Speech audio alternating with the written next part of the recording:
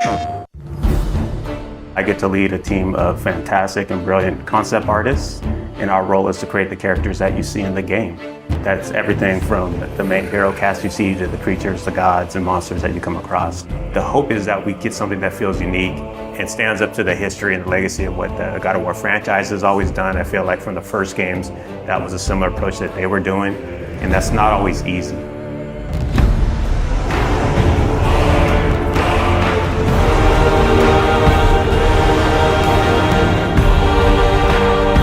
My name is Raf Grassetti. I'm the art director for God of War Ragnarok. Hi, my name is Marissa Coppert. I'm a character technical artist. Hi, my name is Angela Rico, and I am a senior character artist in God of War Ragnarok. Hi, I'm Della Longfish, and I am the lead of the character concept team at Santa Monica Studio. Come in. What in all yarns be the happened to him? As a character technical artist here at SMS, I rig most of the characters and props that you see throughout the world. As character artists, our job is to create 3D assets based on the beautiful concept art provided to us.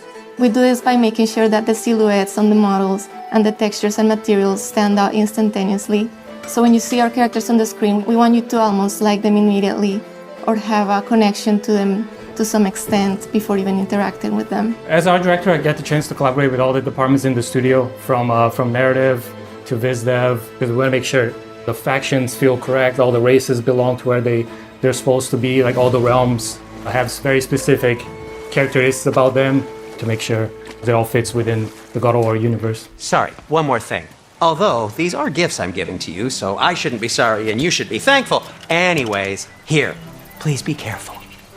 In the God of War 2018, we saw Brock and Sindri, and that was the tip of the iceberg of the Huldra. And in God of War Ragnarok, we actually get to go and visit Svartalfheim, where they're from. And a great part of that too is we want to make sure that we expand the cast. You know, we've just seen a little bit of what was represented, and that was something that we hadn't seen.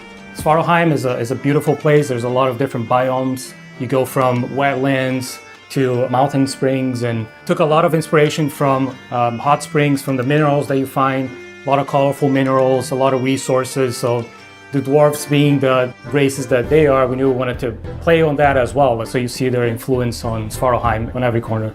It's a realm where you're going to find a lot of water environments. There's quarries. It's a very industrial city. It's very organized, and you can see all the dwarves putting all the work into creating this great city where they live in. Knowing that they're blacksmiths, that was kind of reflected within their clothing. And you see that within the houses in every inch. We want to make sure that both the environments and characters had a cohesiveness that felt like every inch of it felt like it went together and was designed specifically by them. And again, that's something that we haven't seen in some of the other realms and is unique to these characters and their location. And the hope, it all goes together and creates a feeling within a realm that you're excited to see, feels unique, and really creates that sense of wonder where you want to go back.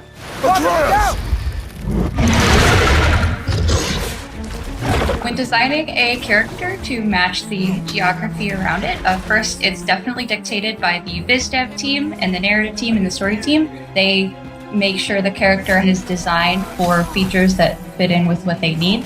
When designing the Grims, we took a lot of inspiration from the environment. So we took a lot of inspiration from lizards, creatures that kind of belong to that environment. They have those big claws. There's small critters to the big ones, and really building up that race, making sure they kind of belong and that realm felt lived in and that ecosystem felt like very diverse. Making sure that it feels natural and believable is a big part that goes into the design elements. So our artist, Stephen Oakley, pulled a lot from the environment concepts that Luke Berliner and his team were doing and put a lot of those into actually the skin texture, even the bulk and volumes that you see in the characters. So it really does feel like not only do they belong in there, but you're able to see them and they stand out for the combat experiences with the character. Character design is all about storytelling. In the example of Durling, his design was really tailored to convey his own personality. He's a bookkeeper from Svartalfheim, and because his job demands, he's very organized, he's very rigid, and he's a very play-by-the-rules kind of guy. But then in contrast, you have his friend. So when you see Durling connect with his pet, we see that he's not all just this rigid librarian guy, but that he's got a softer side to him. I do believe that we're all storytellers, no matter what we do, even in the tech side of things. I mean, we work to make these characters that then tell a story, and we can also kind of put those features and traits on our rigs. The prophecies say Fimbulwinter leads to Ragnarok. War is coming. Svartalfheim, the dwarves, working with different races from different realms, so definitely seeing Ragnarok and the impact of that into the realm, it puts them into this position that's very interesting to see which side they take and things that they're building. So as you go through the level, you find out a lot more about this race and the political situation that is happening while Ragnarok and Fimbulwinter is taking place. Hey, dwarves! Oh. They're, running away. One thing that our hope is with the cast of characters within every realm is not that it's just enemies there to kill you. We want to feel believable and that there's a wide world out there, but we want to kind of plant these seeds within any cast of the realm that there's more outside of what you're playing. And we want the fans to feel like they can go back and really visit those areas and want to go explore. If the geysers and smell here are worse because of Fimbulwinter, maybe the earthquakes are too? Aye. Going into Svartalfheim, I'm really excited for players to experience all the new races that lived in that realm, how they play. They play very different from anything we had before. There's wildlife, it's something that kind of goes unnoticed, but we took a lot of effort to make the realm feel believable.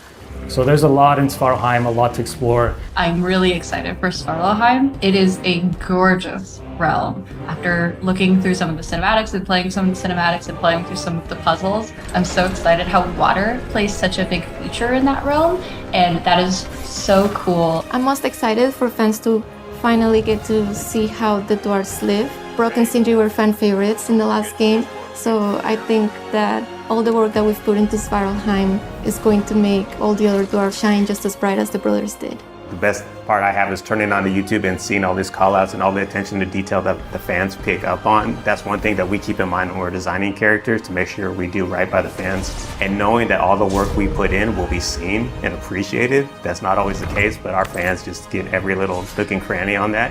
And we love that, and we packed a lot of that in for this new cast, and we hope you guys get the same feeling with God of War Ragnarok.